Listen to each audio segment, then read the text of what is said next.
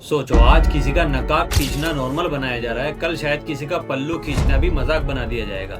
धीरे धीरे बड़े मुद्दों को नॉर्मलाइज किया जा रहा है, जिससे कि हद पार करना कॉमन लगे। कमाल की बात तो ये है कि हमारी दलाल मीडिया इसको सही ठहराने के लिए महिला सशक्तिकरण का नारा बजा रहे हैं। क्या सिर्फ नकाब उतारना ही वोमेन एम्पावरमेंट है? कंसर्न नाम की कोई चीज नहीं होती? कोई औरत अपनी अगर मर्जी से नकाब पहन रही है तो वो उसकी मर्जी है ना, तो ये भी तो उसकी चॉइस है ना, ये भी तो उसकी आजादी और उसका हक है। अगर कोई अपने हक से अपनी मर्जी से नकाब पहन रही है तो कौन किसको हक दिया कि उसका नकाब खींचे? आखिर कहाँ गई वो संस्थाएं जो रोज औरतों की मर्जी और उसके हक के हैशटैग चलाती थी?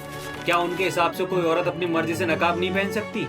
अगर कोई औरत अपनी मर्जी से नकाब पहनना चाहे तो वो भी उसका हक है, और अगर ना पहने तो वो भी उसकी मर्जी। दरअसल प्रॉब्लम कपड़े नहीं है, प्रॉब्लम ये सिलेक्टिव वकालत है। ये लोग सिर्फ कम कपड़े पहनने की वकालत करते हैं, ना कि औरत की मर्जी की, ना कि औरत की आजादी की।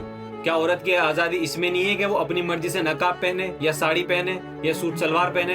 आखिर किसी ने किसको हक दिया कि किसी का नकाब खींचे? ये भी उसकी आजादी है ना कि वो अपनी मर्जी से नकाब पहन रही है। चाहे वो सीएम हो चाहे वो पीएम हो, कोई भी औरत की इज्जत पे हाथ नहीं डाल सकता। यहाँ मामला सिर्फ कपड़ों का नहीं है, मामला यहाँ औरत की रिस्पेक्ट, उसकी आजादी और उसकी मर्जी का है। एक सूबे का मुख्यमंत्री जब ऐसी हरकत कर सकता है तो वहाँ महिलाएं कैसे अपने आप को सुरक्षित महसूस करेंगी? नीच हरकत की वजह से भारत की छवि इंटरनेशनल लेवल पे किस तरह से पेश की जा रही है। अल जजीरा और इंडिपेंडेंट जैसी संस्थाएं इसको सीधा सीधा डिग्निटी पे हमला बोल रहे हैं। ऐसे बनेंगे विश्व गुरु?